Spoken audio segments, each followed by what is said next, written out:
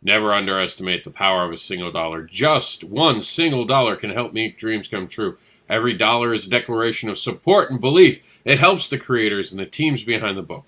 Just $1 helps create new worlds and keeps creators creating. And if you're going to be creating something on Kickstarter or Indiegogo, get Kickstarter for the Independent Creator, second edition, a practical and informative guide to crowdfunding by Madeline Holly Rosing and Christy Shin. It is an amazing book that will help you navigate the ins and outs of crowdfunding. Welcome to Backer Pause. What is Backer Pause?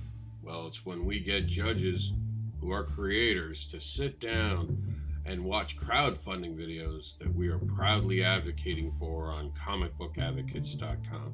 And they hit pause when they lose interest in the videos that we are watching and experience Backer Pause. This is a fun way to teach creators about attention spans of the viewers and what works and does not work for their videos. Want to be a judge? Are you ready to play? Welcome to Backer Pause. All right, everybody. After 4 years, it's another Thanksgiving, and we're thankful to have crowdfunding be doing so well this year. I am the announcer voice dude for today. Today's judge will be Travis Gibb, who has a Kickstarter currently running where he brought together, what's the tally on the amount of creators that are we just got to 56. So 56 creators have come together to bring to life Cthulhu Invades Oz. Do you want to tell the world a little bit about it? Yeah, I'm hearing a little echo, just so you know. I don't know if that's my end or your end. Oh, actually, it seems to be gone, so never mind. Yeah, Cthulhu Invades Oz, what it is, basically what it sounds like, Cthulhu invading Oz. So it's 56 creators coming together to tell 20 stories about what happens when Cthulhu invades Oz. So I've got some of the greatest creators I can come up with. Scout, Mad Cave, Action Labs, Image, Aftershock, got them all together. Even Rob here has got a great story in it. All together to put together this wonderful anthology. So it's been really good. We've already had our funding goal, but right now we're trying to stretch goal to get our comic glow in the dark. And how did you come up with the concept? Because no one on this show has heard why you came up with this idea. I study Cthulhu. I study the things that are on Kickstarter and what does well and what has traction. And I was with my wife, and we were talking about Broke Down and where it's at. And I was, explaining that, I have a crime comic, and crime comics, even in, normal, regular Marvel DC Image, they don't do well. And she was like, what do you think is a really good thing that could do well? And I said, Cthulhu Invading Oz. So, that was my concept. I put it together. And then I asked, the greatest creators I know to help put it together and help make this thing, yourself included, on my ask. And we're going to get into it all in just a few seconds. We luckily don't have a lot to go on this week, so we'll have a little extra time to get into everything. Just wanted to ask, so far you guys have put it together, have gotten it. What are the few of the standout stories that you have noticed as you've gone on along with the process, editorially or from feedback from the few people who've seen things? Yeah. So people really love the David Byrne story. And what's cool about it, and you can back me up on this, when David Byrne, when we asked him to be part of that, he didn't have stake. He just had the couch, right? He hadn't done all his stake stuff or been co-publisher of Scout, but I remember Rob and I sitting at a table once talking about how talented David is and how, how he's going to go places. Do you remember that, Rob? Yes, I do. Yeah. That was an interesting time. So I really wanted him, and I'm so happy that his story has resonated with people. I personally love Greg Alisi's story, The Wizard. That's one of my favorites. That's a really, really good one. Chuck's Scarecrow seems to get a lot of people because they've never seen Scarecrow kill anybody. So that's been flipping people out. I really love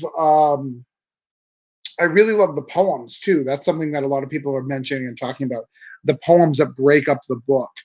those have been really well. But yeah, we've had great reviews. People have been talking about this and saying how great it is, and the reviews are astronomical. People are backing it and going out of it, so it's really cool. And you have how many hours? I know that you're down to the hour mark on the campaign itself. So this is the last rites as well. We have 12 hours. 12 hours ago. Is it midnight already? All right. At 11:30. Okay, so you have this new. Explain it to the. Did you hear me about the cover? Yeah. You were breaking up, so I'm not sure if other people had you, but you're basically asking how I came up with the cover, or what's that looking like? I want talk to us about it. It's brand new. This is how far do you have to go to get to it? What this is new, so talk to us. Yeah. So glow in the dark is something I've always wanted to do. It's not done very often in comics. The reason why is it's super expensive. Just the setup before you even pay a single cover to go on, it's $500. Actually, I think it's like $575. So just get the process. But I really wanted to do something special for this edition. What's interesting about Cthulhu Invades Oz is, there's no guarantee that this book is going to be, anything but what's on the Kickstarter. So this may be the only time you get a chance to get it, which is crazy. So we want to do something special. If we can get to 25,000, which is very, very doable based on our records and what we've been gaining every day. We're very, very close. So we're at $23,140 right now. So we basically need two grand, give or take, to get there. And then we're going to make all of those covers glow in the dark, which is really cool, which is a good thing for the creators that are in the book, as well as your backers, because basically the book that you paid for, is $29. That's going to bring that cost up to about, $40. So the book is going to add more value. It's going to add value to the creators when they sell the books at cons and stuff. The other thing that it does too is we didn't just, one of the things that happens when you do these stretch goals, you can't do it for everybody. You can't help everybody out.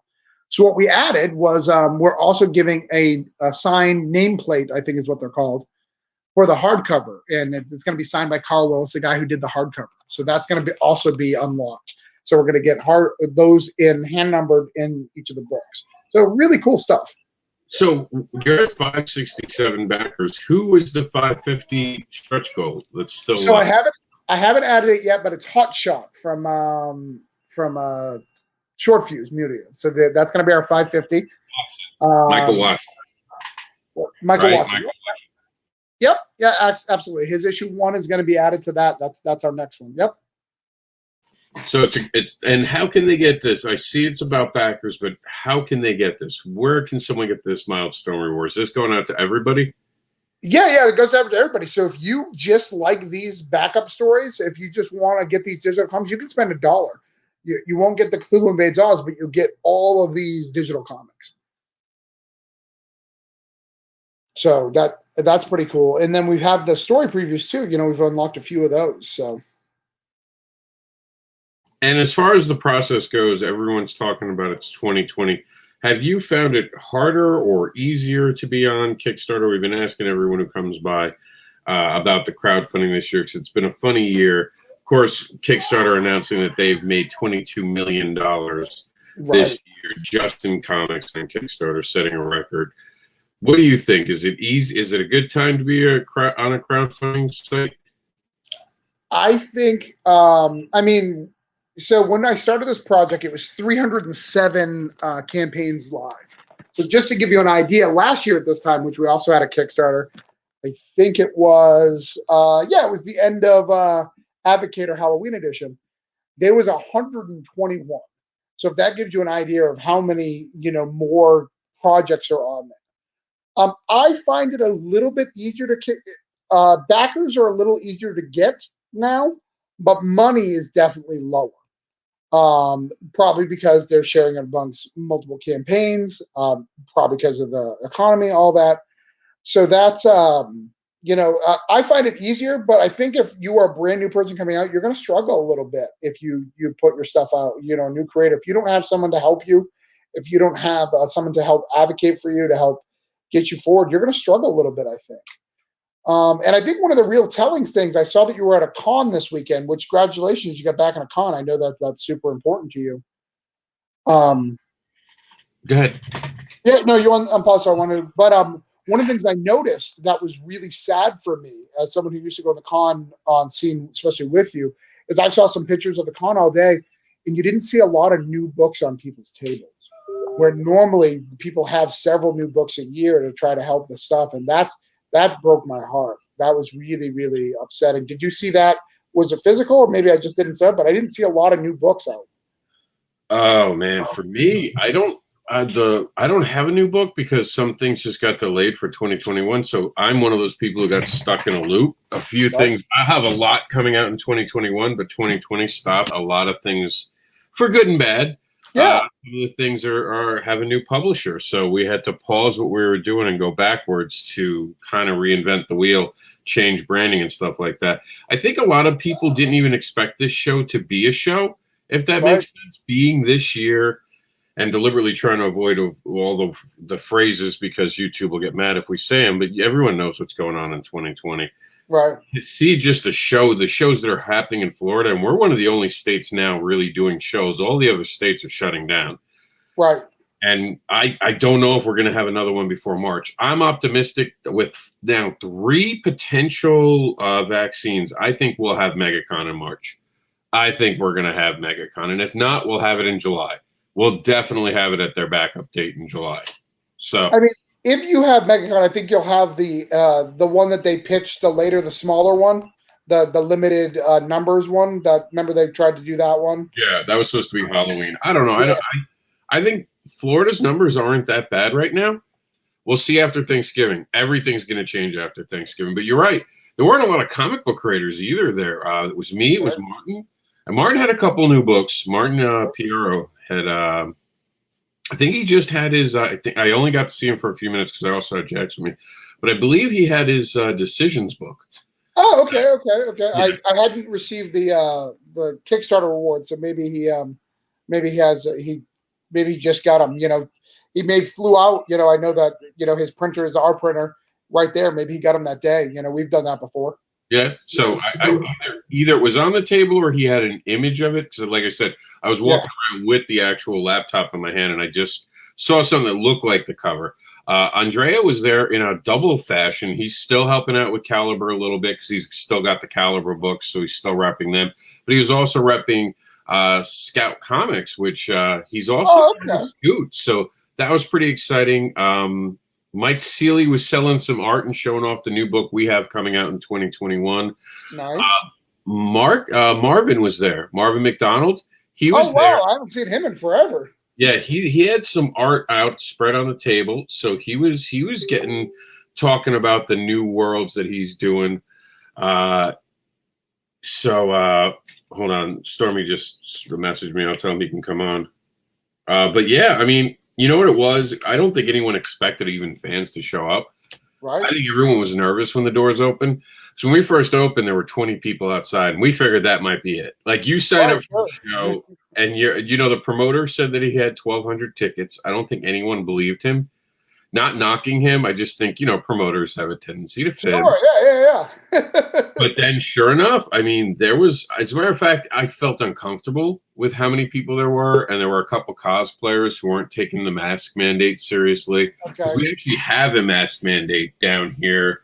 I think it's only in Fort Myers. It's not where I am in Cape Coral, just up the road, but I believe Fort Myers re-upped their mask mandate. You still have people going around. No cops came in, though. That was what I was worried about. Not necessarily health, because we're exposed to each other every day. This is a very local show, so it is either here or it's not. What I was worried about is a cop showing up and kind of being like, hey, guys, you're not doing this right. You're now shut down. Because I was loving sitting around talking about comics. Sure. The smell of it. Meredith just is joining us. Then Meredith was actually on live while we were streaming, and I heard them. They were like, we're jealous. We wish we could be there. Because it really was one of those things where I didn't even know if I could. We didn't know it was going to be, because the government's been such a mess, right, Meredith? We didn't know left, right, or sideways whether this thing was going to actually go off. And Meredith remembers. I was like, I don't know, I might be there. She's like, what's that mean? I was like, I have to see what happens up until the last day. And I literally the day before on the way home from Disney Springs sent out an email and was like, all right, I'll get out to get a table. And he was like, all right, cool. And I got a table, and I did really. This is the best I've ever done at a home show. And I usually do really bad at a home show because it's the one place my fetish book doesn't sell, and that explains my whole dating life right now that I live. You put that together so quickly. That's how quick I moved. It was like you were there. You know, it was like, I'm not sure, and then the next thing you were there. I've been with Rob where we're at a show. He buys a table at another show, tells me, he's like, all right, I got 2 shows now. Which one you want to go to? That's classic, Rob.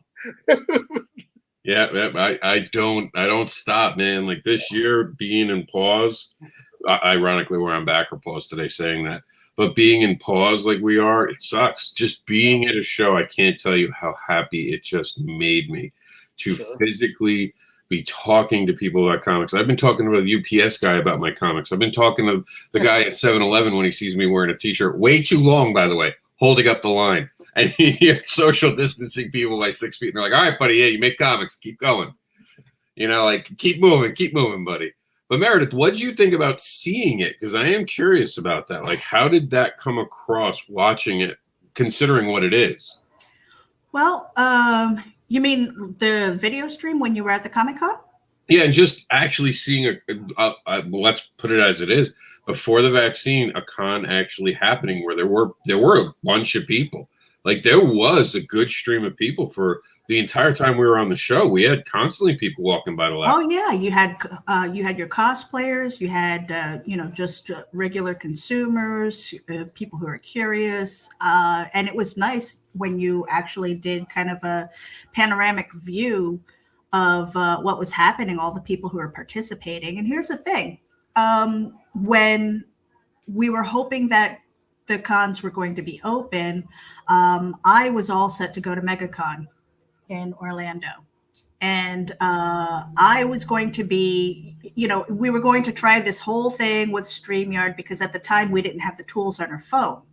So I was going to go there. Matthew was going to be there. I was going to text him and say, okay, I'm here. I'm ready. I've got a couple people that I can talk to. And I was just going to walk around. And so for me, it was going to be kind of like a Geek Insider ambassador to the Comic-Con. And we wanted to kind of spread that out to anybody who is participating in a bricks and mortar convention to say, hey, if you're going to be there, we would love to talk to you for like 20 minutes. Just walk around with us, talk to random people, get a snapshot of some of the cosplayers, talk to some of the vendors, just see what's happening, collect the business cards, do all of those things and be an ambassador for those who can't be there.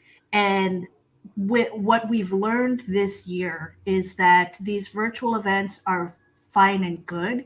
It doesn't replace the actual bricks and mortar. However, by being online and learning what we are learning and what works, what doesn't, there isn't any reason why we couldn't have an ambassador in England or Germany or Japan, and see what it is that they do, how they run things. And so that to me is an exciting element, especially if you can't make it to all of them. And of course you can't unless you have an endless budget, which none of us do. So that to me was kind of like that first baby step into looking at it and going, okay, this could work. Now, the only thing that I would say is for an ambassador, I would want to actually have the freedom of being away from the table and not worrying about sitting there and trying to make sales. You know what I mean? But if you've got somebody who can man the tables while you can walk around and do those things, it really kind of gives us as the viewer a more immersive experience. Well, I mean, I'm sorry my sales got in the way of your viewers, your ability to watch things. I was a little busy. Yeah, Rob, you fucking suck, Next time have a partner in crime that isn't like 5. I was trading paper, you know. I was getting some paper for some paper. And I've seen Jack sell a comic, so don't shortchange Jax. Yeah. Yeah, but we know Jax will take the money and probably buy some really cool swag. Okay. Oh, let's put it this way: I made my table money, and then I made a profit, and then he found out about the profit, and then the profit went away. That's how that rolled. But one of the things that haven't worked, and I'll let Travis talk about this. Online cons have been notoriously horrible for everybody as far as making sales. No one has found money in online sales. Comic book shops at first tried to play well with indie, and that kind of fell off midsummer, where they don't understand it. I don't think they know how to handle it logistically, and I don't think creators know how to talk to comic book shops. And you saw that there was a failed crowdfunding site that was trying to do something, and that went really badly, really quickly. So Travis, with this year, the big P that we're stuck in, not the pause, but the other one with the 19 in front of it. Do you think that anyone learned a different method outside of crowdfunding? Because everyone knows about crowdfunding now. Very few. I mean, there is a few stores. I mean, my stores, I've been doing much better. I mean, even on this campaign, I've got 9. You know, that's doubled from Voodoo Nation. So Voodoo Nation was 4 stores. So there is stores that are paying attention. The problem is, you know, where it is now is we're competing against DC and Marvel, right? So they want that they're less likely to take a chance on us and just go to Marvel and DC. And their margins tend to be a little bit better on the Marvel and DC, unfortunately. I don't agree with that a lot of times, but it is what it is. So I think some people found it. The problem is, and my advice to creators who want to get into that retail market, so the retail market who are selling you stuff, you've got to find one of those retailers who actually wants to promote you on like a live stream. Like they'll have your book and you'll sell it, and then you are selling it in the chat, talking about it, making it go. Because that's the only way it works, right? That's the only way to get those things to work. And people don't get that. And I think that that's one of the bigger problems. When you talk about online cons, yeah, you're right. Like I probably made, out of all the cons I did, the online cons, probably 3 sales total. Like that's not good. That's not good math, right? For the amount of effort and time that I put in one. In fact, I got one this weekend. This weekend, Thanksgiving weekend. Yeah, I've got ones this weekend. That's 3 days. It's great to keep my name out there, but it's not producing sales. I think what needs to happen is we really need to have slots where they're mixed in between, where you actually get to sell your product and talk about your product. You know, you look at someone like Tom Hutchinson, or you look at someone like Oren. They're doing great stuff selling their books as well as other people's books on their little online auctions. But again, that's few and far between, and not everyone wants to do that, you know? You can see all the people talking in our chat room. John Celestри's come out. Yeah, just they all popped up. You must have had a privacy setting, huh? Yeah, I always have to go back in and do that. Yeah, me too. I have the same problem. I can't figure it out. It's something to do with Facebook. Facebook always is trying to mess with us. It's just the truth. I'm not knocking Facebook. I'm just being honest. That happened around August, and you remember that, Meredith, right? Around August, suddenly we always have to now go back in, and we have all the comments here from great people who are watching. But I mean, most of these people, like John was just crowdfunding. Marvy's been watching it. The world changed, but comics didn't. It's still one of those things, I think, where if you touch a comic, it matters more, or if it comes directly from the creator. I don't think these online cons worked a lot of times, and I did a lot of them in the very beginning. But I was doing them just to entertain people. So I actually got some sales out of that. In the very beginning, I found that I was getting some sales from the early cons, but I wasn't pushing my books, and Meredith was there. And you were there for some of it, and so was Chuck. Chuck's joining us now. The earlier ones, I think they worked when they were earlier because they were a lot more genuine. And then by the time we got to about June, everyone was doing them. Everyone had their own version of a con, and it just became oversaturation where nothing was special anymore. And it was right around that point where I just stopped doing them. I was like, I'm done. I don't want to do anymore. I helped out Meredith with a few, but even Meredith, they're great marketing opportunities for sites like Comic Book Advocates, don't get me wrong, but it's not great for anyone who's trying to make sales. What do you think, Chuck? You're just joining us now for that. Yeah, I haven't seen any real uptick in sales. I think really it's about keeping us in the zeitgeist, kind of keeping everybody in everyone else's mind, opening you up to new people and whatnot. Networking, it's the doggy paddle in the middle of the ocean. You know what I mean? Like, we're keeping our heads afloat, but we're not doing any better because of them. Yeah, Varian said online cons took a hit when grifters figured out how to charge them. And if Varian, if you're up to coming on, you're more than welcome.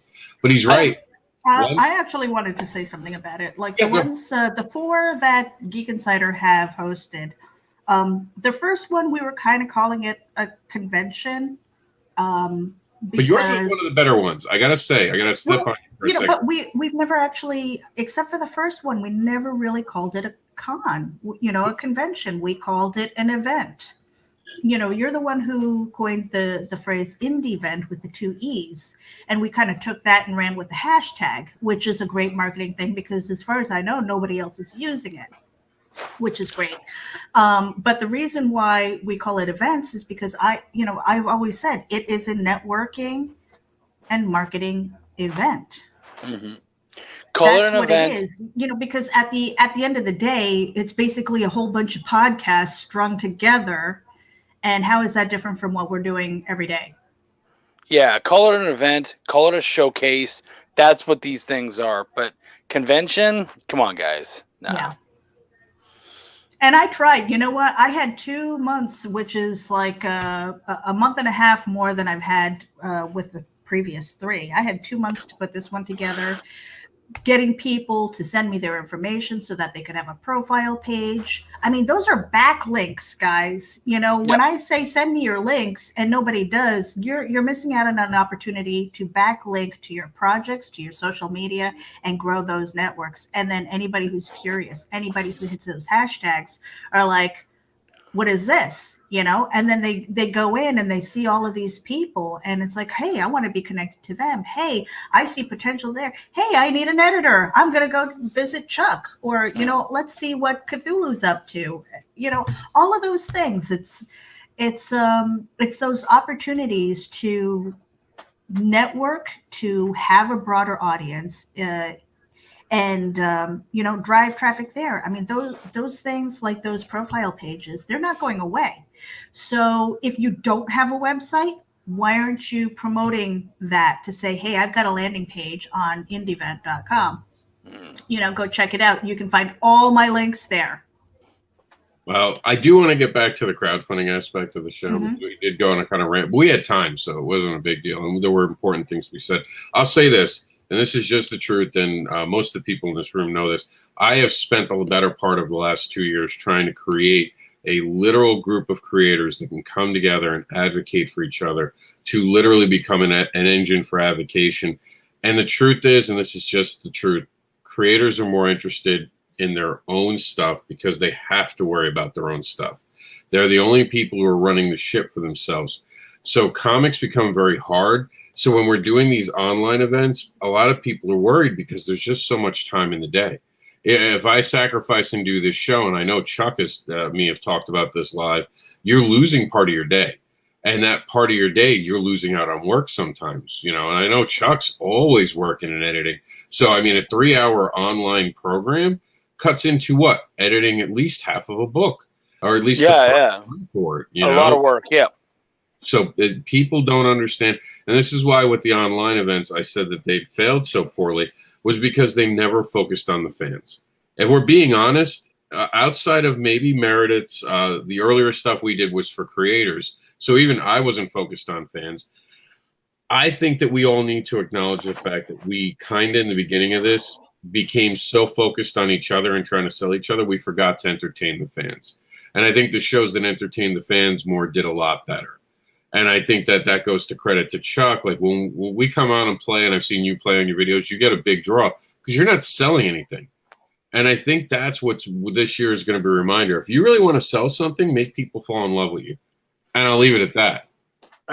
No, I agree fully with that. Like I just did a video the other day, and I was trying to push Essence House and Cthulhu Invades Oz, but really it was just let's chat. And every once in a while, I go, by the way, Essence House and Cthulhu are still on Kickstarter. Here's the links. What are we talking about? And we'll keep going. And I would just drop them back into the conversation now and then keep having fun. And we got hits on both.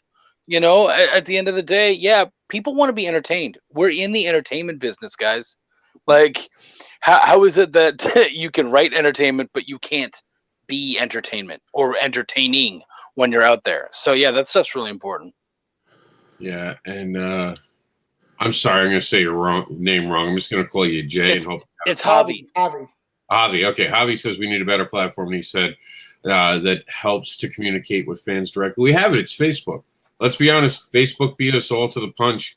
The problem is we don't, like Chuck is saying, we don't entertain the fans. We do things from a creator point of view. How can I go on and tell them about my books? Because one of the biggest shows I have, and it doesn't always get the highest viewership, but it's the one that people really appreciate, is my You're Not Alone series, where I literally just talk about what's on my mind. It is literally just my mind vomiting my day, and people love that I do it. I get so many private messages of people saying thank you for doing it. And it's just because I'm reaching out to the people who follow me, creator fans, and we forget to do that. And Varian's joining us from his drawing table. But I mean, it's been a busy year, and I want to get onto some videos. But Varian wanted to come on and talk about the what was it, the online con? You wanted to say something about? Yeah, I was just say, I'm not at my drawing table though. The camera's still it's up to me over there, but I'm over at my computer desk. But the thing is, the online cons, and I know you and I talked about this. There were a lot of people who said, hey, there might be money to be made here. And listen, I don't have a problem with that. If you figure out how to charge for it, but at least make sure that your people you're charging are getting something for that money they're putting in. I'm not saying don't charge for the show, but make sure that I'm gonna make something, or there's a value in it for me giving you whatever it might be, $20, $30. Because there are a lot of people who say, well, I'm only charging $30. If they were going to cons, they'd be, paying hundreds of dollars for tables. I'm only charging $30. Yeah, but that's a grift. You're getting $30, but you're not, there's nothing in return. I'd rather do a free show and hopefully you make some money, and all that cost me was time. But did it really cost me time? Now it's a new relationship I have. It's a new friend I've made in the industry. It didn't really cost me anything. In fact, I gained from doing that free show. So, I think there are people, and you talked about who they are, Rob, who, Well, I have a question about that, because we haven't charged for any of ours either, because it was just, again, one of those networking things. But if you said, hey, if you wanted to be a part of this online con, it's $40 for your hour, okay, which seems like a lot, but in exchange you're going to get like a t-shirt or some kind of swag, some kind of event swag. That way you're kind of getting something for it too. I mean, does that make a difference? Cool. No, if I want a t-shirt, I'll go to Walmart. Honestly, I mean, you have to deliver me a reason to be there. And just from experience, because you're asking me, and I know none of these online events. Well, I'm asking everybody here. I'm just answering for me. Answering for me. None of these online events have delivered sales. So it's never going to be worth paying for something that's not going to reward me financially. I think that saying that we don't have any good platforms is actually a facetious statement. There are tons of great platforms, and a lot of these cons are really terrific. The problem is that almost none of them connect with fans. And that's not an attack on the events, because the thing is, it's so hard for us to find fans. How are these conventions going to find them too? How are these conventions going to find people and track them down? Most of these shows are just littered with a bunch of creators and maybe some of their fans. You know what I mean? It's like us creators have to bring our own fans so that they can check out other people's stuff, and we have to hope that the guy before us or the guy after us, whoever else, they brought their fans too, so that we can kind of mix and mingle and hopefully something happens. But it's really hard, and that's not an attack on the people creating conventions. If we're having a hard time finding fans on the internet and bringing them to our works, I can't imagine how difficult it is for a convention that doesn't have any one particular thing to sell, how hard it is for them to bring fans in. I'm just saying, I think that's the issue. That's what we need to be looking at. Right. And Rob, you're looking at the short term, like the quick sale and things like that you can have at a table, whereas the online stuff is, as long as they keep it up, you can get people on the replay. So don't discount the fact that networking is of vital importance to growing your brand and where people can find you, because on those replays, if people are curious enough, if the marketing is good enough, you're going to find those people who will eventually seek you out if you participated and they like your stuff. So, I mean, yeah, but here's the truth with that. I can get that same thing by doing a live video on my own. And this is speaking just for me. Just for me, understand you asked how it would be for me as a creator. You're asking for me as a creator to pay $40 and get a t-shirt? No, that's an insult to me. I won't pay $40 to go to a one-day show if I don't think they're going to draw the audience. And well, how much would you pay for a website though? If you didn't know how to do it yourself, that's what I mean. It's like for a landing page, how much would you pay? And again, I'm not charging. I wouldn't want to, because I don't have the value. For me, I would want something physical for my money. That's why when I support crowdfunds, I usually get the physical book. Unfortunately, they sit in a pile behind me because I don't have the time to open them and read them. But what I'm saying is that how much does a website cost for you? How much does a landing page? How much would it be to have somebody market who is beyond, who doesn't maybe have your skill or your reach, Rob? And then to answer the question, I do want to get back to the crowdfunding while we're here, though, because we're literally talking about that. Well, but I am. It all leads to that. It's all a marketing thing. You need to market in order to sell your books. In order to sell your books, you need people to go to your crowdfund. They need to know who you are and where to find you. No, but to answer your question, if I would use Facebook, it's free. That's the. Can I say one thing? Yeah, go ahead, Travis. So here's how I see about it. The problem with, let's go first about Facebook. As Rob can tell you, if you go live, and Chuck knows it as well, if we just go live, we're going to get way more views than using a StreamYard. So StreamYard's already suppressing us a little bit, because StreamYard relies on shares and people connecting with it. I mean, that's just a fact. That's not that. I'm not saying that Rob's You're Not Alone is not valuable, because I watch it most of the time. But it's been proven that if you just do a regular Facebook Live, it reaches more people. Like, they know the difference between a StreamYard and a regular. The other thing that's, I think, for the $40 value, when we talk about that, the problem with online cons as a whole is fans, but also engagement, keeping people there. They'll come to see Chuck for that hour and then they leave. So if I was going to pay for a con that was online, I'd want to know that the people paid as well, something, even if it's a little bit, because then they're more likely to stay for more events to possibly see my stuff and pitch my stuff, right? They're invested. The problem with cons is they come see their favorite guy and then they leave. And I'm guilty of it myself. If Chuck's on a con, I'm going to watch the Chuck segment. If the next guy I'm not interested in, I'm gone. I don't give a crap. And that's the problem, where if I paid to go to an actual convention, I have a chance to yell to them and say, hey, come check out my stuff. I'm sorry, I have a question. I was lost. Travis, did you say that people are tuning out of StreamYard shows rather than Facebook Lives? I'm saying that if you do a Facebook Live versus a StreamYard, you get more results. Your numbers are higher on views from a regular Facebook Live than from the StreamYard. They can. I don't understand how that's possible. StreamYard is just a tool used to reach. It's a tool that integrates with Facebook that they know that you're not actually integrating. It plays with the algorithm. Yeah, it affects the algorithm. Go live and then do a StreamYard Live.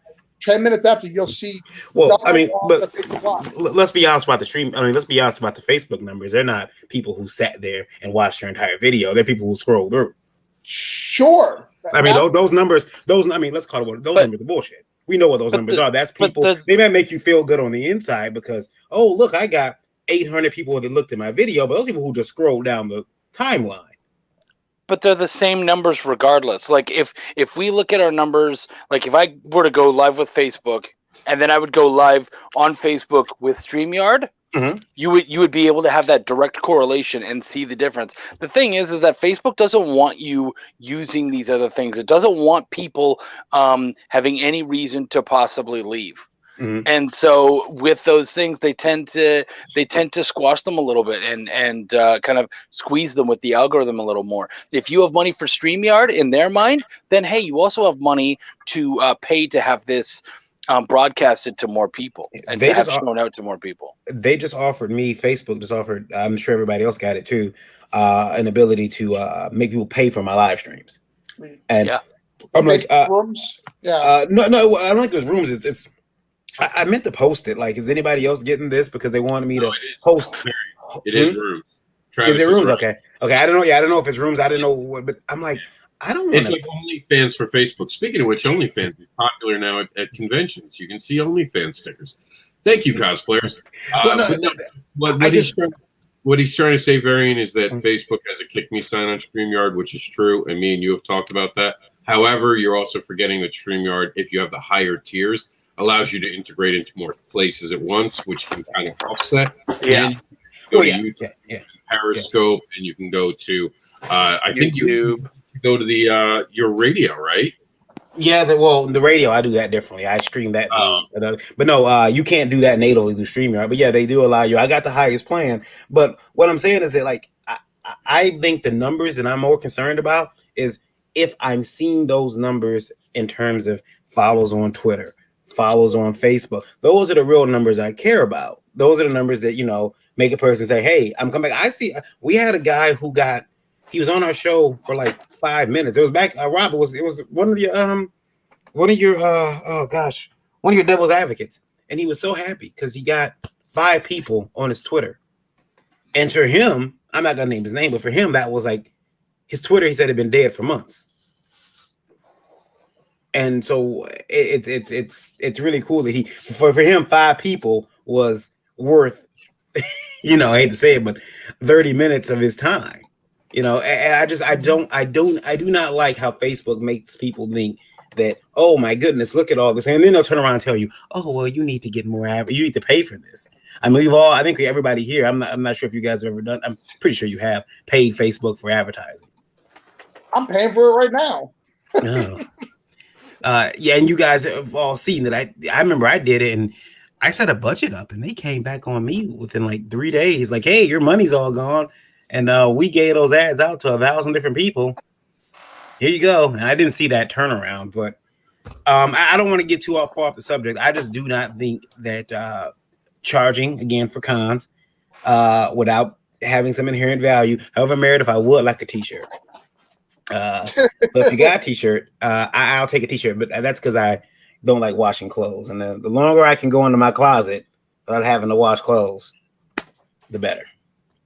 Look, we're also forgetting one simple thing, and we could do a whole show about this. I do want to get back to crowdfunding and talking about Oz, because I invited Chuck to literally talk about his story. But I will say this. Here's what's missing online, the human factor. When I was at a show this weekend, standing in front of someone, being able to joke with them, feeling that connection of being close to each other and being able to look in each other's eyes cannot be reproduced online. That is what is really ultimately missing. Online will always be online.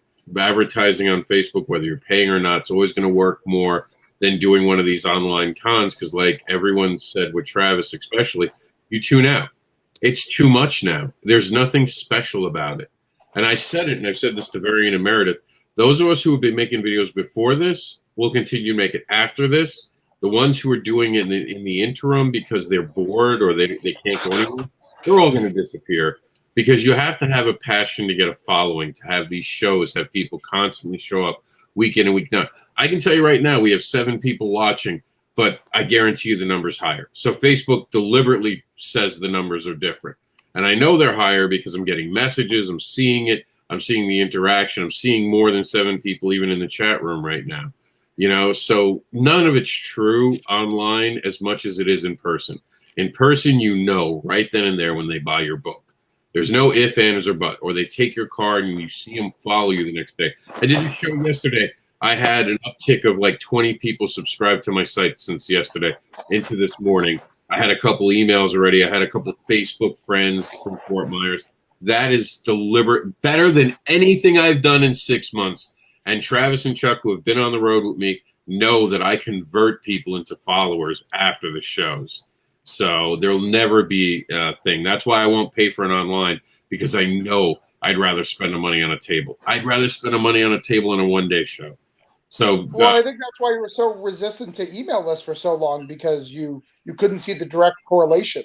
Like yeah. you saw it you saw it in the fans, and you would get them directly to interact with you. So you didn't see the value in needing to do that. You know? No, absolutely. I still don't like email lists. I think. Real quick, Rob, I'll let you get back to that. But you were one of the people that when I had noticed some discrepancies between my radio numbers and the bandwidth I was using. You were like, "Oh, shut it down," because it might not be working. It might, there might be some bots listening. And I dug in there for like about 2 weeks, just watching the numbers and seeing, what was real and what was fake.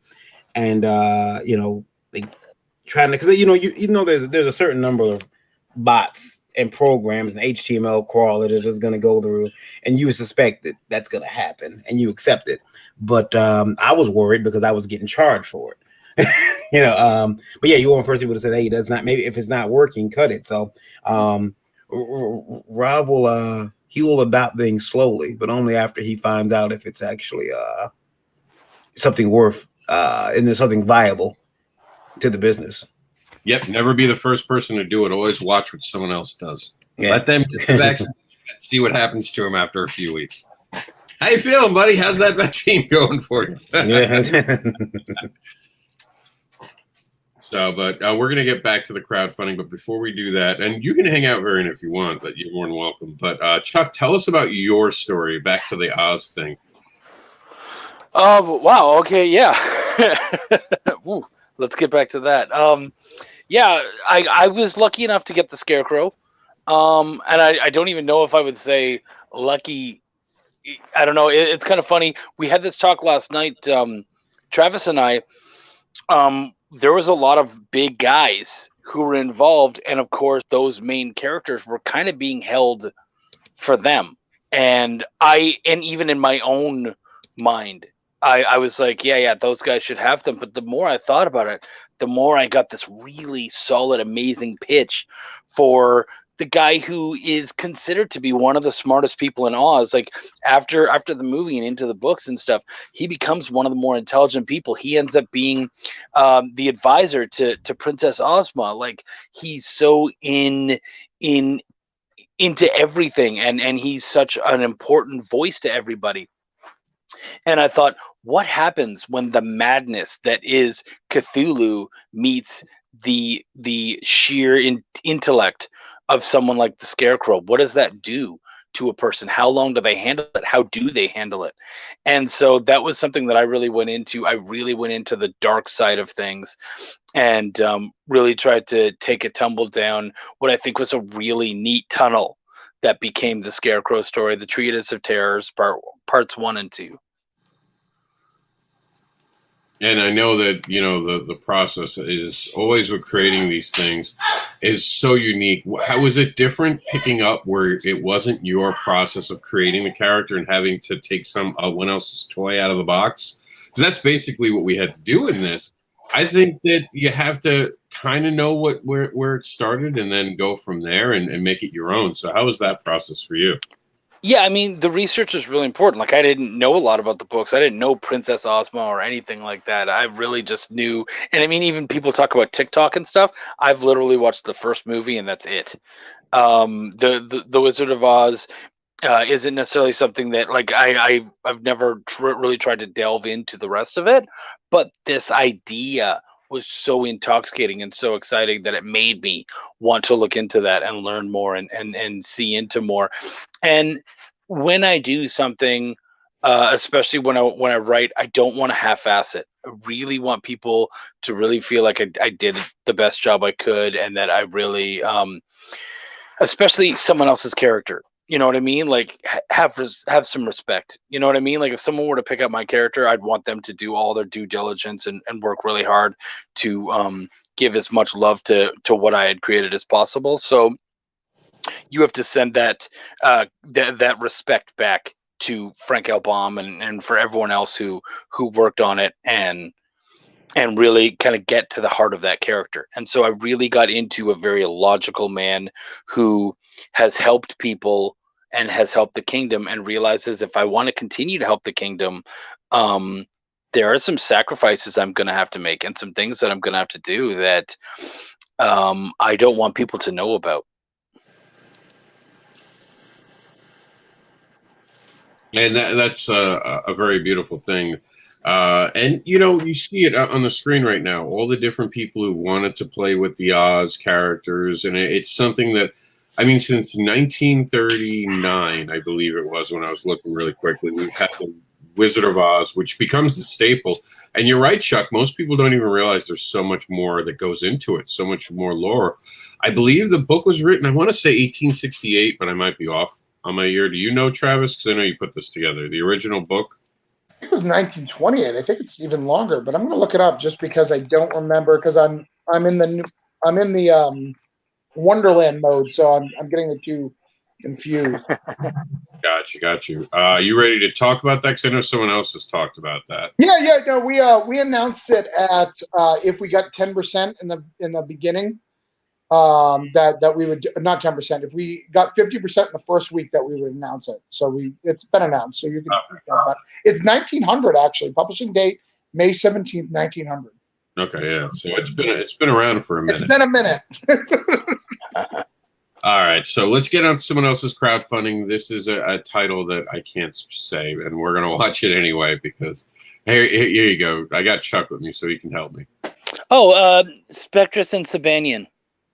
So now there's this thing in the fetish community called the Sabian, and it's completely different. It is completely different. Are you sure? Did you read the book? Maybe. I don't think that it. Let's put it this way: if you have one of those, you have a happy wife. So, I'll look that up. It's very expensive. It's like $500, but it's worth every penny. All right, so here we go. We're gonna check out this video. I think I should have it loaded in our great video vault that we have here. Here we go. Oh yeah, guys, because we're doing the video vault, raise your hand if you want to pause. Varian, just mute yourself and unmute, and I'll take that as you want to talk. Okay. So that way you don't have to be on camera. All right, so here we go.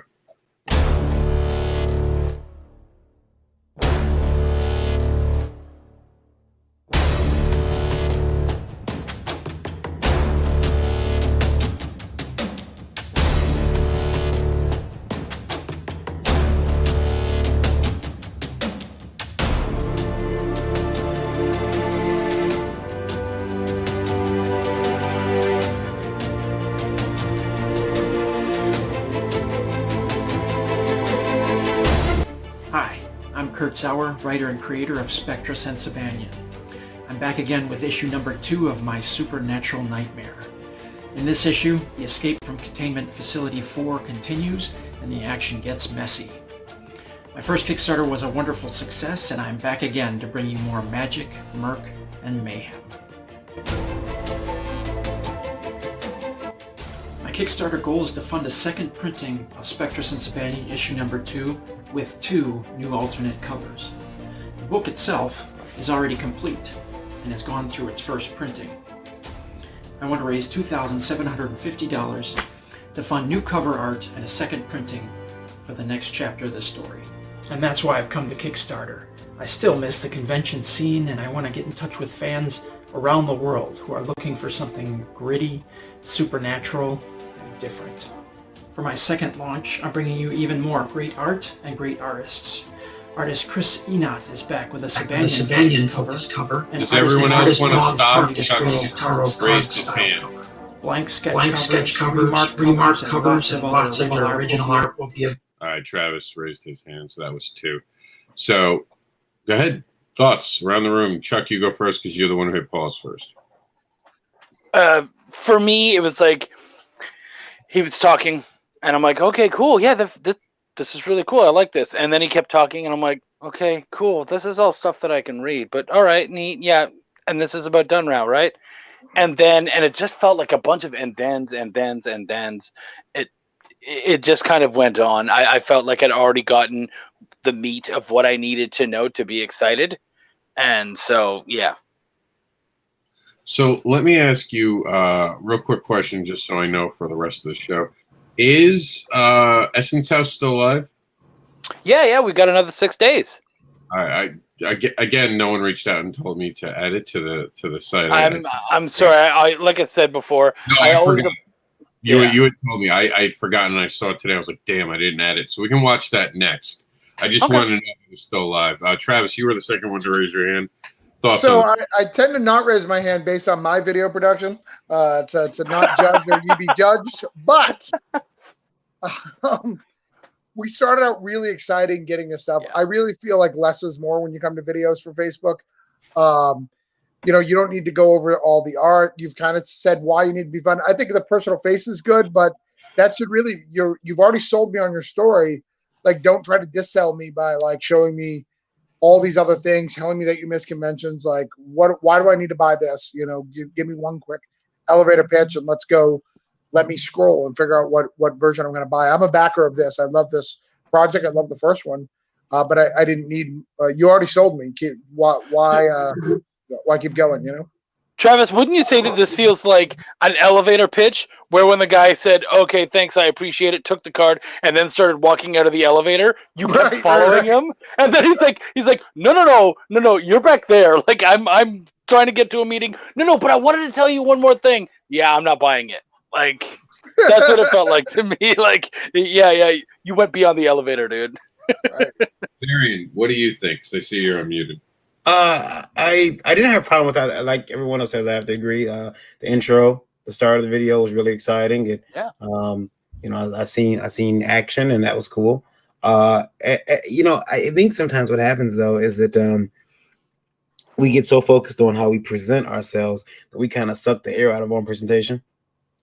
And so I think that, like, you have to be excited, and if you come across way too formal, people are like, oh, well, this is humdrum now. I want to still be entertained by this person. And it's weird because we walk this weird line that we have to entertain. And then now, because of social media and streaming, we have to also be entertaining. And sometimes when we're coming across way too, professional, which we should be trying to do, it takes the air out the video. So it's like they say, it's like the elevator pitch was a little bit too long. I was sold on the book from the beginning. The first couple of issues, the first couple of scenes, he could have had me. He had me. I'm like, I'll back this, and I probably will because it looks good. He got me and then lost me. That's the funny thing. Yeah, it's a good book. I enjoyed the first issue. Yeah, go ahead. I'm actually going to pop in here with some thoughts too. With the video, it really should have been like the very first video should have been just the elevator pitch, boom, drama, boom, great music, boom, voiceover, considering that a lot of these things go into podcasts. So like, backer pause, or, if you're going on a podcast and you're not seeing the visuals, so you want to have that voiceover, have your story later on. I mean, there isn't any reason why you can't have more than one video on your campaign. But for the first one, you want to grab people's attention, and then they want to scroll. Yeah. Rob, you're on mute. Oh, sorry, Varian, you had something to say, right? Oh, I had said it already. I'm done making enemies. No. I didn't know if you had anything more to add. No, I do like it. I like the art. I like, look, you put monsters and bullets and blood and guns in there. I'm there for it. I just, I was sold, and then like Chuck said, you sold me, and then you start talking like, no. Although he did mention a good buddy of mine, Chris Enoch, in there on some of the art, so that's pretty cool. Well, I've never seen that guy's art before. It's beautiful. That's great. I've done. I want to do some werewolves because I know he's got werewolves in the book. You know what? Let's look. Anthony just had me look over his book. I did some soft core editing, You guys was going somewhere else with that, didn't you? And I looked over his book, and this chapter 3 was, I'm convinced it was the F variant chapter, because not only does he have werewolves in there, he has yetis. There's all types of voodoo and hoodoo. He knows that whole chapter freaks me out. He's lucky I got through the book. He will be reviewed harshly on IndieVote.com. It's always good to hear when you're helping them edit how harshly you're going to review them. Well, Joe D. McPhee has a really interesting take on it too. Where he said he wasn't interested. He was selling art and not IP or store. Wasn't dead yet. Yeah. Because I heard her heartbeat. All right. Well, we're going to move on to Talos, Arna. And this is the final week for this. So here we go. Mute variant so I can see you unmute if you want to pause, remember. Right up. All right, guys, here it is. This is from our friend Sean Keenan. And you guys are ready. Remember to raise your hands. And here we go.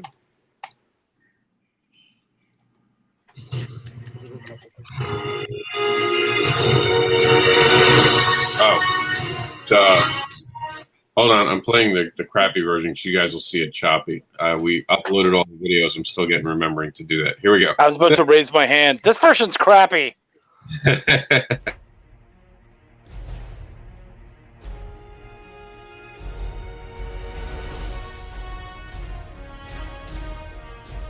I see all things, past,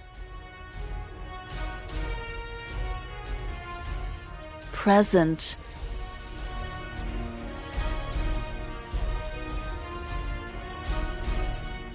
and future. I see all outcomes.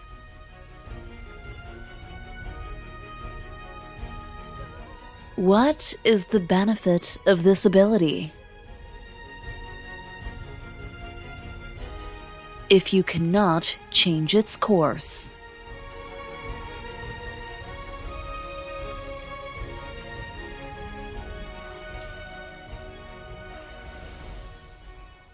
G'day guys, and welcome to the Kickstarter for Talos of Sparta. Talos of Sparta is an alternate history story where Sparta has defeated Rome and become the powerhouse of what we know as Europe. This story follows Talos, our main hero, who is sent on a quest by a mythical priestess to stop the monstrous army rising in the east with the intent on burning Sparta to the ground. The book is action-packed with everything you would expect from a Spartan story.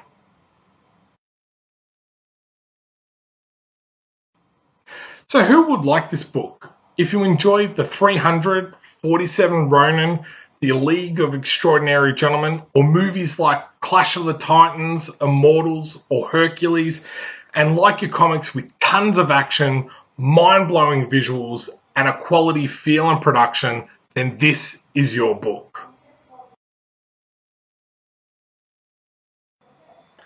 As always, we have come up with some amazing rewards, including digital and physical versions of the book, a PDF reward pack, variant covers, t-shirts. All right, Travis and Meredith tapped out, and then Chuck finally did at the end. He almost did at the beginning, and then I realized he was stretching. Well, so I've seen the video. Like we did this a week or two ago. We roasted it pretty bad. And I already knew. We roasted. I already knew that I was going to tap out and why I was going to tap out. I was just like, I'm going to let everyone else do it, and if they don't, at some point, I'll raise my hand.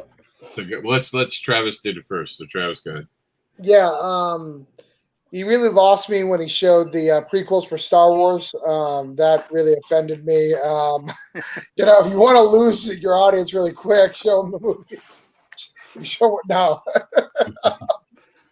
What lost me is just he paused his talking to throw up random numbers of stuff, and then finally when I lost it is when he's now going to go into those rewards, right? So you've just thrown us a couple of screenshots of them, and now you want to go into them. That kind of lost me. I wasn't a fan of the voiceover for the lady. Like I don't think she really sold his property, because I think this book looks really good. I just don't think that that voice, the woman he chose, sold it. I hope it's not his wife. Or he'll message me privately and let me know. That's my wife. No, that's my wife. And I'll go, crikey! Oh. Backer pause, where people expose themselves for being hateful. Yeah. All right, I'm bigoted against Australians. Oh no. Why did you hit pause, Meredith? It was kind of the same thing. The attention span. I have to say the posters in the back were a little bit distracting. If he had banners about his book or any kind of, something that was related to Talos, that would have been different. So that to me was a little distracting. The what do you call it? The strip with his name coming down every single time he came up on screen. I thought that was unnecessary. Again, those stories to elaborate more on it, especially with the different tiers and the stretch goals or whatever they might be, that could have been in a different video. Keep it short and sweet. Really stick with the story. I was with Travis. I wasn't that crazy about the accent. The voiceover. I was like, I couldn't figure it out, and that was distracting. Varian? I did hit mute just as you unmute just as you brought the screen back. Sean's been on the show before a few times. But I think that the thing was for me, well, two things. One, I was listening to some voice work and I knew I couldn't place I knew I could place the voice. I didn't know who it was. Turns out it was my wife. She did voice work for another artist. I didn't appreciate that, but that shit happens and it's not cool. But the other thing was, I think for that particular title, again, I gotta echo what everyone else said. It's just the stops to show the packages in between him talking was a bit jarring. There's also a pause when the music was still playing and he was there. I thought that I was on the wrong screen. And I'm like, what's going on? But so yeah, I mean, a little bit tighter production would help. Also, I want to float this bizarre idea out there. Our expectations for these videos are changing. They're evolving. Like we no longer have the movie guy saying "in a world" in our trailers. You look at movie trailer from 10 years ago, 20 years ago, not the same as they are today. I think that we're going to see that with our crowdfunding trailers. That these trailers are going to start evolving, and we're going to look back on some of this and say, "Ugh." So yeah, they're evolving now, I think. But go ahead. Well, we've been given credit on this show, and Chuck gets part of the credit because he's the co-creator of this show, where people have reached out, and I've always shared it with him that we have changed how videos are now done. There are people who watch this show so we don't crucify them, literally with the intention of I don't want to submit this video to them because they will crucify me if I don't pay attention. So you're right, there is an evolution. I'm so glad that people are getting rid of that very long beginning where they introduce the company that's making it and they flash their logos. I can't stand that in videos. And speaking of a video that I can't stand, let's move on to Essence House. I'm gonna go with Thule Bezos because I am the worst at videos. The worst. We're gonna watch Essence House, and then I guess we'll do Oz, and we'll see how long everyone can last with these two. No, Essence House. Not yet. I'm sorry. Essence House is pretty good. Check it out. They did a good job. I gave them a few pointers last week, but this week we'll see what happens.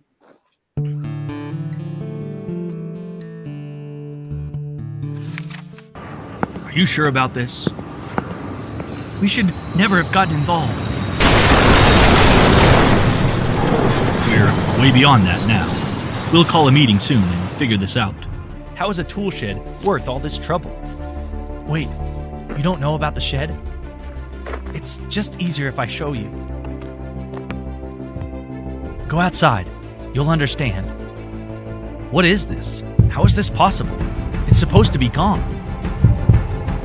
Tim's eyes slowly opened, and he peered around him. They were not in the Essence House anymore.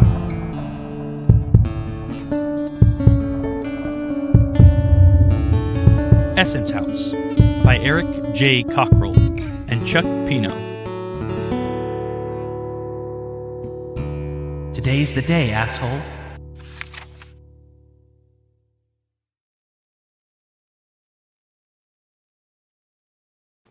It's just a shame that one of those creators weren't an artist. They could have drawn that instead of using stock videos. Just a damn shame about that. Go ahead, guys. No one hit pause, so everyone gets to have a quick say about it. Travis, thoughts? I love it. As someone who's listened to the video, actually, that's the first time I've seen the video. I feel bad. I love it. I really feel it really represented what I heard when I listened to the audio drama. It really got the key moments. So if you listen to the audio drama and you know about the property and you watch that video, you're like, yes, I'm super involved. I can't wait. I'm really excited about this movie. And then you have to buy a book, which is sad because that's no pictures. But Meredith, you're up. I loved everything about it. The pacing was really good. The voiceover, the acting. I kind of agree a little bit with Rob. You know, if there was some art in there, but I understand because it basically went from an audio book to basically a real book. So it's not a comic book, folks. So Chuck, be honest. Since it's your turn, you guys are just trying to have it turned into a movie. That's why you use that. You're trying to convince people to make a movie for you. No, that's not true. We're trying to turn it into a Netflix TV show. Oh, okay. We're like, and dude, Eric is he'll make the Netflix joke so much that it's like, is this a joke anymore? Like, you're really hoping for that Netflix deal to show up. So yeah, I think that's what he's hoping for, and hopefully as we head into seasons 3 and 4, maybe we get someone's attention. You never know. Baron, what do you think? It was good. I like the stock footage that was over. Sometimes you get stock footage doesn't match up with what's going on. They did a really good job with that. So it makes you. And the only thing is, like you said, you think it's a TV show or some type of series, and then you find out that, oh, wait, I have to read this? Nah. Really? Without pictures? Nah. I read the Bible. No pictures. Oh my God. That's why making a novel is so difficult when you're in comics, because there really are two very different mediums, and finding those fans, they're not the same people, and that's difficult, man. Very true. Very true. Yeah, there's a lot of people who do not like the Anita Blake comics that came after the other stuff. That's right. They're like, nope, don't touch those comics. So yeah. All right, guys, it is time to move on to the Monster Hunter. And I know Chuck loves this video. Chuck's just a huge fan. So get ready with those hands, and then we'll do Oz. What if you hunted monsters for a living? What if it was just a job and not some grand calling? And what if that job, like so many other jobs, absolutely sucked? Monster Hunter for Hire is an anthology about a man who has no illusions about being the hero. What seems both horrifying and exciting to us is just Tuesday for him. He's been doing this more years than he can count, and he's hated every single one of them. No mission ends as expected, and they all come back to bite him, sometimes literally.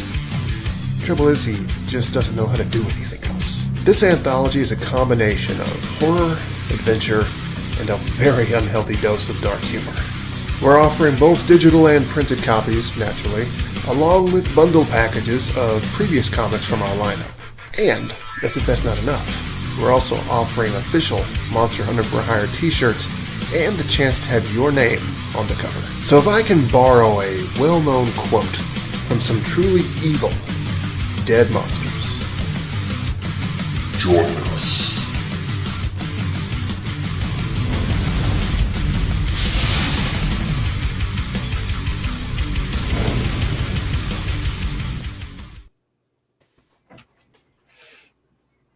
Meredith, go ahead. Take my money. All right, so we have Meredith's comments. Chuck, you're up. The one thing I made fun of him. We watched this a couple weeks ago. I was like, "Hey, dude, after you take a shower, maybe dry your fucking hair and then do the video." Like, he looks like he just got like fresh out of the shower, woke up, and he's like, "Oh yeah, monster video." So, anyways, I'm doing this thing. Chuck, it was perfect. No, it was not. I appreciate that he does proper hygiene, but I don't need to know about it. The fact that you, oh, very good. the fact that Chuck, I just want to bring attention to the fact that Chuck just said a boot. Go ahead. Go ahead, Travis. I think you're on mute, Travis. You're on mute. I liked it. It's actually really sad that that book only has $500 because it definitely deserves more than $500. So if you saw it, you really liked it. Like, this guy needs a little bit more money because it takes more than $500 to make a comic, guys. So it was a lot of fun. I think that was a lot of fun. You know, I didn't love the art, but he swayed me on the excitement of the property, which is great. Because that's something you've got to think about when we do these videos / when we do comic books in general. I think that was about Essence House. Yeah, that was about Essence House. So when we look at something like Monster Hunter, and he can, if you can sway me on the premise, I'm going to be forgiving of the art because we know we're in the indie market. We know we're on the stuff. So I think the video sold, you know, what his art would have struggled with. All right, so Varian, if you have anything to say, add it now. I thought it was good. I thought I liked it. I didn't think it was. I was worried that he was showing himself a little bit too much in that the art, but then you get the end, the joiners thing with the monster eyes, and you know, because I'm a sap and a simp for comics and special effects, I was like, hee, I'll buy it. All right, you know, Varian, we're heading to Cthulhu. Go ahead, Chuck.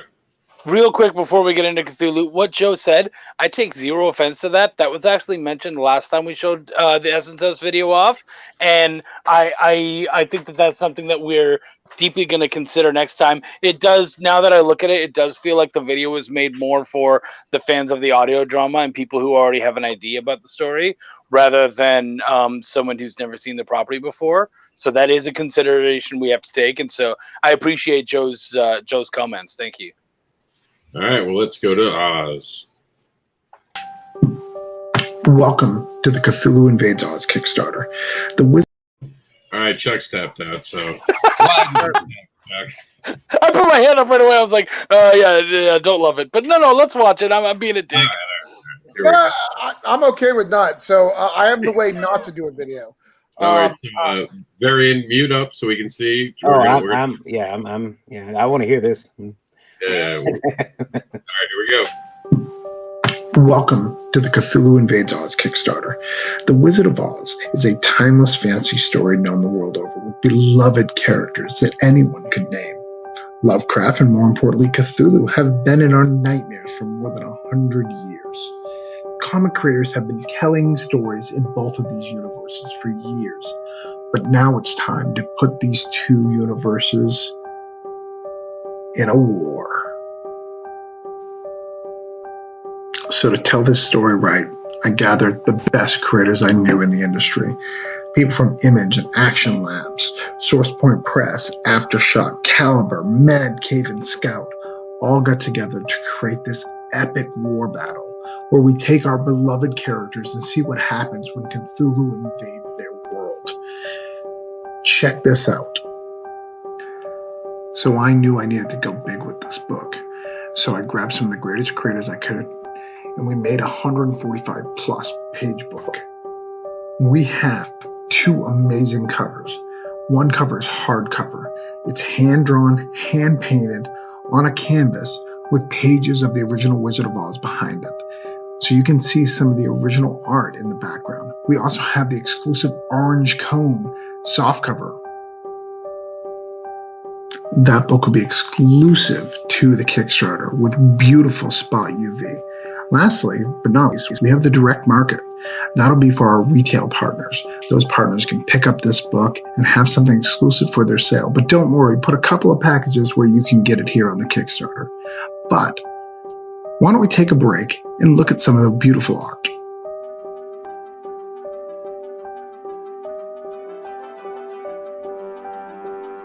Meredith, I do see you, but we're waiting for two people to tap before we end the video. So we have one so far.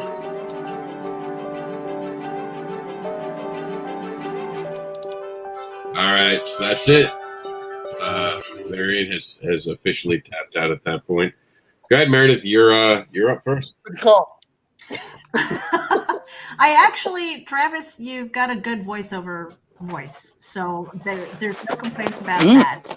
I think I would have liked to see the art presentation, because I have seen this video before, more at the beginning to really catch my attention and know that again, that whole storytelling can go later on, but to catch my attention. The other thing that was just like one of those things that's going to be stuck in my brain now, like a earworm, is that bing bong, and it carries through the whole thing. Where I think if it had maybe kind of merged into something that was a little bit more dramatic, right? And I'm not saying rock and roll or something like that, but just to feel more like a battle. Instead of that soft, kind of creepy, like I could see that more in a horror, not a war kind of video. That was it. Barry, tap next. Yeah, I did that part where the music overlaps. I think that that's just like, oh man, why did you make that choice to let the music overlap with the other music, which is much more whimsical and hopeful? And you have this, almost you have this mystery, almost X-Files like beat underneath. The other thing is that I know we talked about the art presentation before, but you only have so much. The thing is, he's gotten an embarrassment of riches on this title. He's got a lot of people. He's got to show a lot of stuff, and so he doesn't have a lot of time. I get that. So he had to rush everything in there. But that part with the overlapping music. And also, I don't know if I like Travis's sexy voice. I don't think I like it. Oh, he's against the microphone, like, yes, buy my book. No. Yeah. I don't. He just doesn't like him because he's afraid he's going to lose his wife to her. Yeah, no. She's like the deep voices. She's telling me my voice. Me and my family develop a deeper voice as we get older, and she told me my voice gets that deep. She's out. So. I absolutely hate my voice, for the record. Like when I hear myself in recordings, I absolutely hate it. I know most people do, but like literally hate it. Like I can't listen to myself. All right. Well, this is available on Kickstarter just for a few more hours, guys. So do not delay if you're a fan. 10 hours. 10 hours. Yeah, if you're a fan of Cthulhu or Oz, this is the book for you, because you get to see what happens when worlds collide. So we do have, I think this is it for the actual show right now as far as videos. Oh, no, we have one more. We have one more video. So this is Kid Chaos. Due to copyright reasons, we cannot play the video, but this is on Kickstarter now from Jason Everett.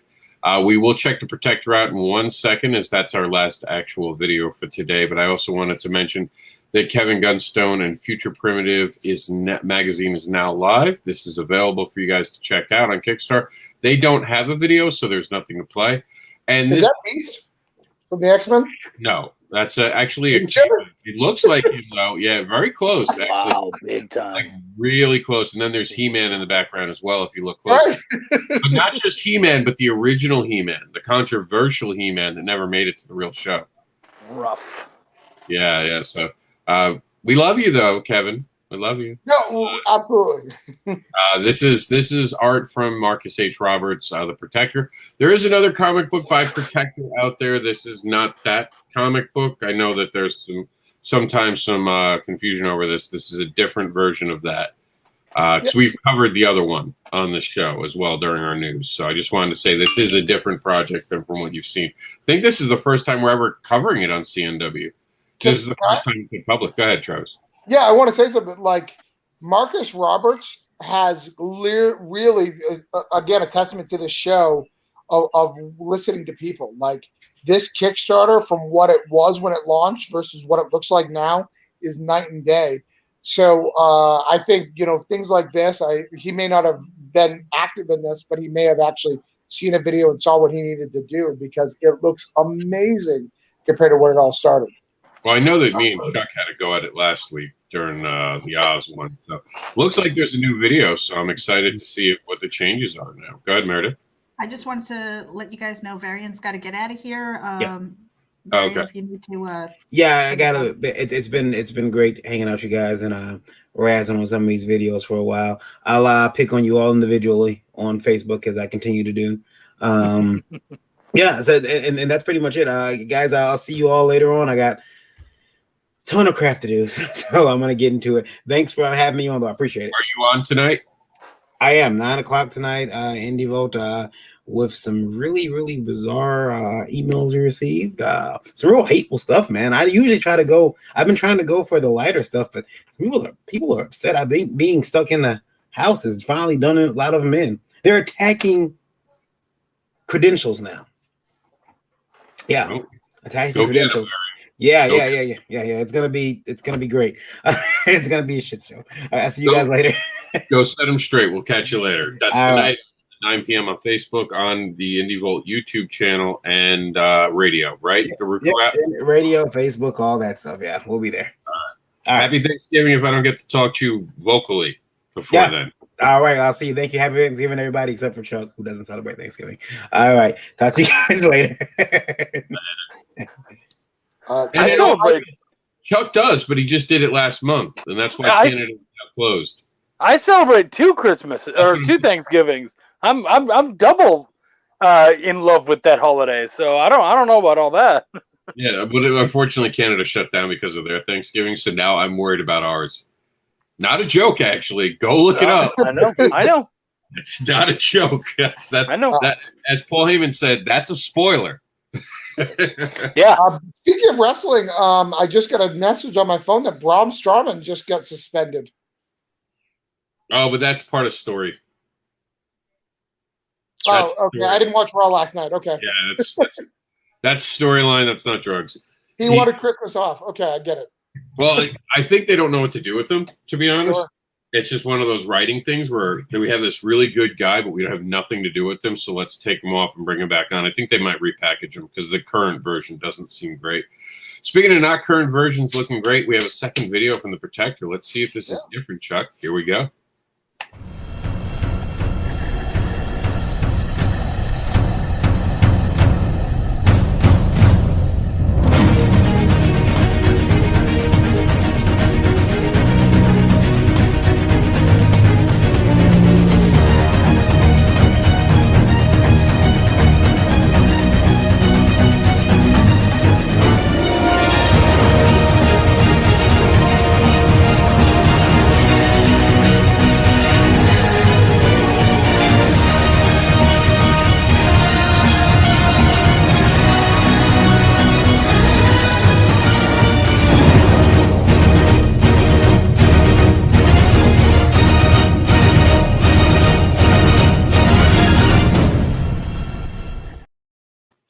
All right, for the record, I would have tapped right out of the gate because it's a motion thing, and I've said on this program, your comic's not a motion comic. Don't do that.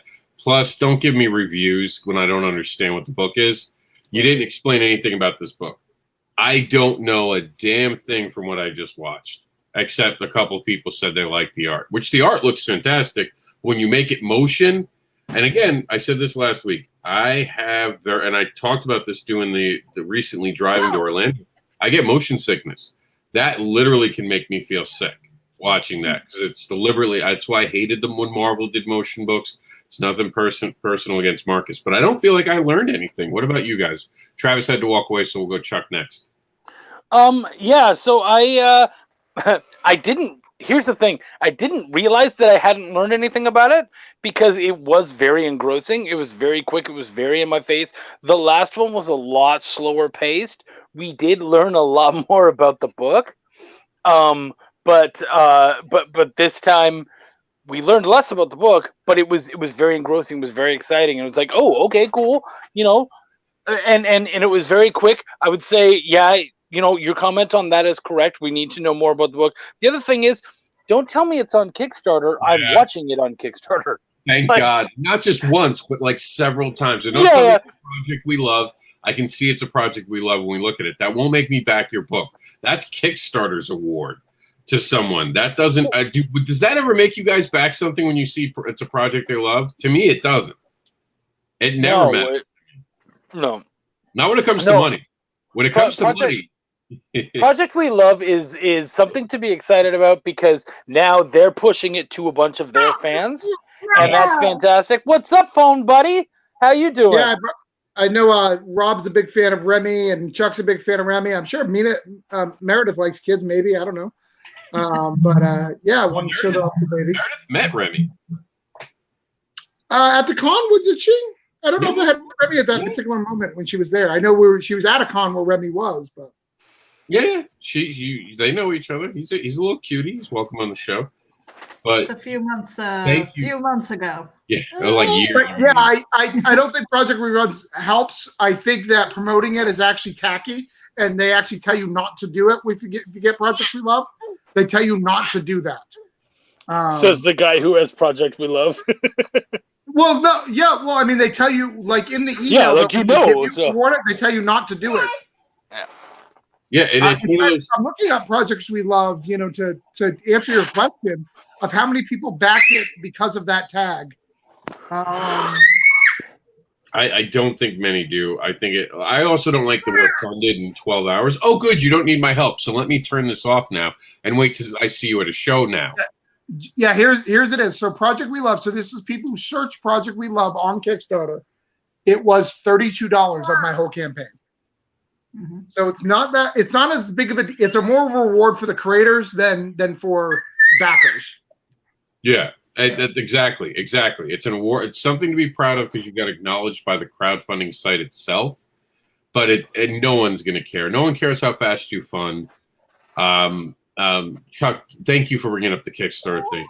That is a pet peeve of mine. Hi, Remy. That's a pet peeve of mine that people keep talking about. Oh, we're on Kickstarter. No shit. I thought I was on Indiegogo. Thank you for clarifying. I thought I got lost. I thought this was GoFundMe. I was about to burn the place down. Thank God. It's like when you watch an HBO show and they're like, brought to you by HBO, and I'm like, yeah, no fucking duh, idiots. Like, I'm on the channel. What the hell, man? You don't have to advertise your own crap there. Yeah, no, it's kind of silly. Marcus, I do think this is actually a step up from the last one. To be honest, as far as like the action pacing and all that, just give us a little bit more. I didn't mind the reviews actually. I didn't have an issue with it. It showed us that people enjoy it and that they're excited about it. That's terrific. Tell us a little bit more about the project. I like when they put up the bad reviews better. That just makes me laugh. Like when Deadpool did it. This is a horrible comic book adaptation. by like user 52, 52, 79, 69. I thought those were always funny. Meredith, what did you think? I did not mind the animation at all. It was I felt like I was fully immersed in it, and so the artwork is stunning. The music was right on par. The timing was great. It was nice, short, and sweet. But again, to what everybody else was saying, it's like, what am I looking at? What is this about? I didn't mind the reviews either. I think I probably, instead of going from the animation to the black and white, and back and forth like that, I probably would have liked to see the reviews overlaid on top of the art so that there wasn't that cut, that kind of took me out of it a little bit. But, kind of going, I'd like to ask you guys, how would you improve that? Would it be a voiceover? Would it be like, how would he improve on that? He would have to hire us to do that so we could get paid for our jobs. That's how. Travis's turn. Travis, what do you got for this video? Well, first thing, he doesn't have to hire any of us. Have you heard Marcus's voice? He's got a great voice. Yeah, if he had a script, the problem with Marcus is he's long-winded. But yeah, absolutely. I think Marcus could do it himself. I like the motion. I think it's fun. When I was looking, I was like, ooh, I like the motion. But I totally get your point. On a platform that has motion comics, you could be misleading somebody, and you got to be careful. So if you're going to do that, be careful. And the art should tell itself. You shouldn't need to do the motion, so I get that. But I actually think the video was okay. I would have liked to see, I think everything about it was okay. What really turned me off was the projects we love, like that being such a big focus on the end. It's not like someone who's already on your page doesn't care, but let's just back, Yeah. So, does anyone have advice to Meredith's question? I'm available for purchase to help you make a better video and improve it. So, my rates are it's 2020. I got to make money somehow. My rates are really affordable. What do you think, Travis? How would you improve it if you could give one piece of advice? I would really showcase it being a comic at the end. That's a big thing. Get rid of all the junk at the end. Show the covers. Show some stuff because you don't even see the covers or any of that. You just go directly into Projects We Love and the logo. Show the covers. Your covers are more important than logos. What do you think, Chuck? Drop all the Kickstarter shit. Tell us about the story. Meredith, what would you do? I would kind of piggyback off of what these guys said. Make sure that the cover's there so we know exactly what it is. Have a little bit of voiceover in there so we know what it is. Although he picks really good music, I'll give him that. Like even the last video me and Chuck saw, music's good. It's just remember your videos to connect with the fans that want to watch a video, and this is the truth. And despite us doing a show based on this, most people never watch the video. Most people who will back your product never bothered watching your video. And it's a testament though to Marcus that he went and he made another video and that he's still trying to make it the best version of itself. So much respect to you, Marcus, for simply trying to evolve and do this better. So I'll give you kudos there for sure. And it's a step up from the last video. I like this one better than the last one. It was a fully immersive experience for me, and I really enjoyed it. But to be a Kickstarter and to know what it is, that's very important. All right, guys, our show is at the end point. We actually went over a little bit because we went down that rabbit hole of conventions, and it got heated for a minute. So we went a little over the normal time, but that's okay. We're all good with that. We're gonna do a double check here. Go around the room, tell her where you can find them. As always, everyone knows where to find me because I do these videos every week. So just, check out these amazing creators. 10 hours to go, 566 backers, 23,132. So 2,000, no, not even, 1,000. $868. 68, yeah. To get to that glow in the dark cover. So, which is very achievable. Kickstarter has a new program, if you don't know, that they actually send a reminder at 8 hours now, at 48 and 8 hours, which is brand new, which is awesome. So we're going to boast. I'm going to do my email list after we get off this program, try to get there myself, but we need your help to share it out. We're doing a video tonight from 10 to 11:30 to mark this off. It's going to be a Cthulhu Invades Oz hangout. We had a great time doing one last night. We had Chuck on and Stoney and Greg Alisi showed up, and Emily and James Burton finally got to his destination after 3 weeks of driving there. It's a big deal. Mm-hmm. All right, guys. Well, one last pitch and go around the room. We'll start with how you guys came in. Last in was, I think, Chuck, you were the last in from the current What's going on, guys? I'm Chuck Pino, Pineau. You can find me on Facebook with that name. You can find me on Instagram under that name. You can find me on Twitter at Chucky Pin. You can find my Chuck's Raw Reviews on YouTube, where I talk about my absolute most favorite comics, and I eschew the passion that is my love of comics. You can also find my publishing wing, Bonfire Press, on Facebook right now. And right now, I have two great projects on Kickstarter. First off, there is the Cthulhu Invades Oz. I would love for you guys to check it out. Super proud of not only the work that I did, but the 50 some odd other people who did absolutely amazing work on there. I think you guys will truly love it. This is a project that not only I'm excited to be a part of, but despite my limited financial success at this point, I still bought me a book because I am super proud to be a part of it and to own this book because I think it's badass. The other project is my audio drama that I share with Eric Cockrell, Essence House. I would love for you guys to go check out the audio drama. There's 18 chapters out of the 20-chapter book up there already. So you can go check it out for free. And if you enjoy it, pick up the novel. It's going to be the same book story, only fleshed out with even more details added to it. Thank you so much, guys. Always good seeing you.